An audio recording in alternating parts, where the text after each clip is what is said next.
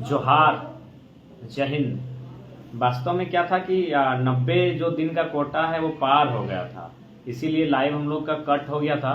तो फिर से हम लोग लाइव में आए हैं क्योंकि बात अधूरी थी। तो डुमरी उपचुनाव को लेकर मैं स्पष्ट करना चाहूँगा, जितने भी प्रत्याशी हैं सबसे पहले उनको शुभकामनाएं कि अपने डुमरी की जो जनता है उनके विश्वास पर खरा उतरे और जो भी काम होने चाहिए वाजिब डुमरी विधानसभा क्षेत्र के भीतर उस काम को करें। तो सभी प्रत्याशियों को हमारी बहुत शुभकामनाएं और खासकर उन दो माताओं को जिन्होंने अपने पतियों को खोया है और चुनाव में शिरकत कर रही हैं, उनको मेरा प्रणाम, उनको मेरा नमन।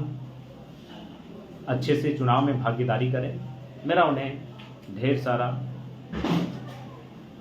दुआ, उनके लिए मेरी ढेर सारी प्रार्थनाएं। और साथ ही साथ तमाम जो भी पार्टिसिपेट करने वाले कैंडिडेट्स हैं सभी को हमारी शुभकामनाएं कि अच्छे से इस चुनाव में भाग लें और एक बेहतर अपनी ओर से बेहतर करें। और हमने तो स्पष्ट कहा कि हम लोग 2024 की तैयारी में हैं। उपचुनाव को लेकर हमारी कोई प्लानिंग नहीं है, कोई रोड मैप नहीं है, ना कोई हमारी योजना है। स्पष्ट हम लोग कहना चाहेंगे कि उपचुनाव को लेकर हमारी कोई योजना नहीं है। और साथ ही जितने भी युवा, चूँकि युवाओं को थोड़ा सा देखिए, आज पता नहीं झारखंड के जो युवा हैं, आप देख सकते थे माननीय रविंद्र कुमार पांडे 5 बार सांसद हैं, माननीय राजेंद्र प्रसाद सिंह शायद वे भी 5 टर्म या फिर उससे अधिक विधायक रहे। लेकिन क्या, चूंकि वे तो हमारे राज्य के नहीं थे, लेकिन क्या किसी भी, वो जिस राज्य से थे दोनों बिहार से थे, क्या एक भी व्यक्ति ने सोशल मीडिया में कभी उनकी आलोचना की? रविंद्र कुमार पांडे जी जो 5 साल से सांसद रहे, क्या उनके समुदाय अथवा फिर जो बिहार मूल से थे, क्या किसी ने उनकी आलोचना की है? एक बात बताइए, नहीं की। क्या माननीय राजेंद्र प्रसाद सिंह का किसी भी जो प्रवासी हैं जो कब्जे में रहते हैं, क्योंकि जाहिर सी बात उनका जो मैक्सिमम वोटर था उन लोगों कब्जा वाले वोटर्स थे, क्या कभी उनकी आलोचना की है? नहीं की है। ये चीज़ झारखंडी नहीं समझते हैं। अरे चुनाव मानते हैं, जेएमएम हो, आईसू हो या एमआईएम हो, जितने भी कैंडिडेट्स हैं या फिर और वो झारखंड के ही हैं, एक दूसरे की उतनी ही आलोचना करें चुनाव तक जो संभव है। लेकिन हम लोग अगर एक दूसरे की, चूंकि सुनने में आया, एक उड़ता खबर आया, कोई विधायक है, चूंकि हम नाम नहीं ले, किसी का समर्थन नहीं है, लेकिन मेरे हिसाब से लगा कि उचित नहीं है। अगर कोई आया है प्रचार के लिए, चाहे आपके गांव क्यों ना हो, वो किसी पार्टी विशेष का गढ़ ही क्यों ना हो, उन्हें अपनी बातों को रखने का अवसर दीजिए। ये चीज़ें हमें माननीय रविंद्र कुमार पांडे और स्वर्गीय माननीय राजेंद्र प्रसाद सिंह का जो जीवन रहा चुनाव का, उससे आप सीख सकते हैं। कभी उनका एक पूरा 30 साल 25 साल का उनका राजनीतिक करियर रहा, लेकिन उनके लोगों ने कभी उनको टीका टिप्पणी नहीं किया। इस चीज़ों को मुझे लगता है डुमरी विधानसभा के लोगों को समझना चाहिए, खासकर उन लोगों को, मैं अपने ही समुदाय की बात करता हूँ, उन युवाओं को समझना चाहिए। माननीय रविंद्र कुमार पांडे और स्वर्गीय राजेंद्र प्रसाद सिंह, उनके जीवन में एक भी टिप्पणी दिखाई सोशल मीडिया में जो उनके लोगों ने उनके खिलाफ या उनके विरोध में लिखा। ये चीज तो हमें सीखनी होगी। आलोचना जैसी बात है, चुनाव है, पॉलिटिक्स है, तो हम एक दूसरे से असहमत होंगे, एक दूसरे की विचारधाराओं का काट भी करेंगे, लेकिन ऐसा नहीं, फिजिकली विरोध नहीं, शारीरिक विरोध नहीं, वैचारिक विरोध होना चाहिए, लेकिन शारीरिक विरोध ना करें। ये चीज़ें सीखिए, झारखंड के लोगों सीखिए, विशेषकर डुमरी उपचुनाव में बहुत माने सोशल मीडिया के माध्यम से चीज़ें देखने को मिल रही है जो अमर्यादित प्रतीत हो रही है। सीखिए माननीय रविंद्र कुमार पांडे के समर्थकों से, माननीय स्वर्गीय राजेंद्र प्रसाद सिंह के समर्थकों से सीखिए। कभी भी जो उनके कोर वोटर्स रहे या फिर जो प्रवासी लोग रहें झारखंड में, जो झारखंड में गैर झारखंडी रहे, जो उनके वोटर रहें या फिर उनके जो स्वजातीय लोग रहें, कभी भी उन्होंने एक शब्द नहीं कहा। ये चीज़ आपको सीखना होगा।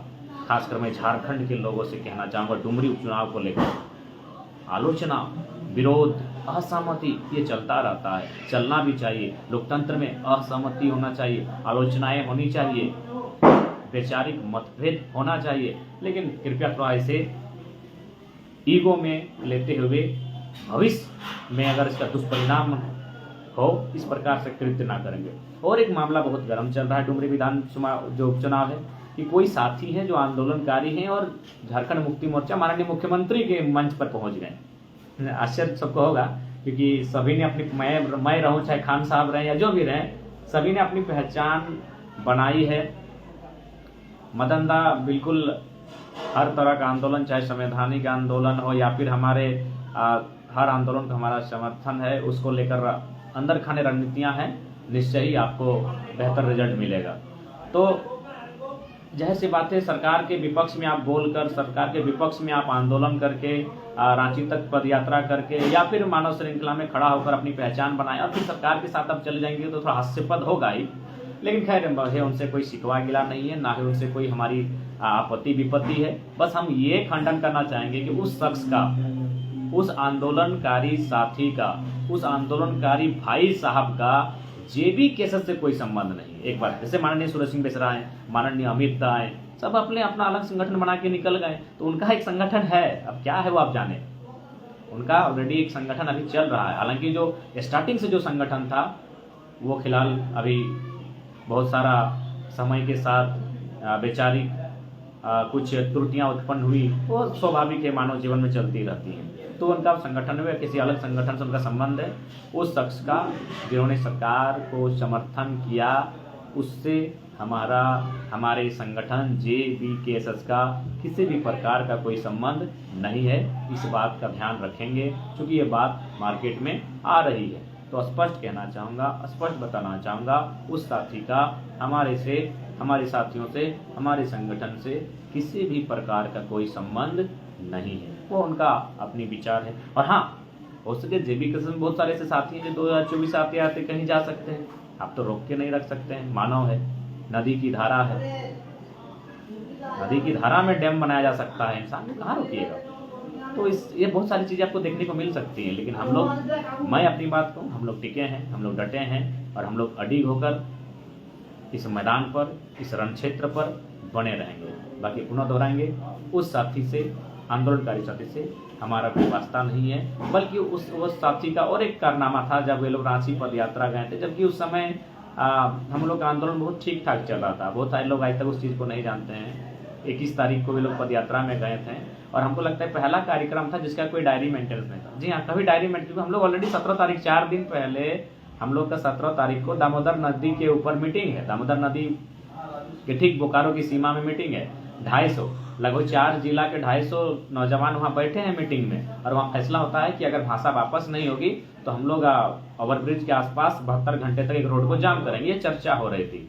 तभी अचानक 4 दिन बाद वे लोग सिर्फ सोशल मीडिया में अपना बयानबाजी करते हुए पदयात्रा में चले गए। और वो साथी जो आज सरकार के साथ है, वो भी उस आंदोलन में गए थे। जो पदयात्रा निकली थी, जो बिना पूछे, बिना कहे, बस 4-5 लोगों के राय से उसमें वो साथी भी थे। तो जाहिर सी बात है, उन्होंने शुरू में भी ऐसा प्रयास किया है और आज भी वो उनकी अपनी निजी विचारधारा है। लेकिन फिलहाल हमारा उस साथी से, उस भाई से कोई संबंध, राजनीतिक संबंध नहीं है। बाकी मानवता के नाते, दोस्ती यारी के नाते भेंट मुलाकात, चाहे वो अलग विषय है, कभी हो सकता है। और लेकिन राजनीतिक संबंध और फिलहाल वैचारिक संबंध किसी प्रकार का उनसे नहीं है। वो अलग संगठन के हैं। हमारा संगठन JBKSS है और JBKSS से उस आंदोलनकारी का कोई संबंध नहीं है। इस बात का ध्यान रखेंगे। जोहार झारखंड, जय झारखंड।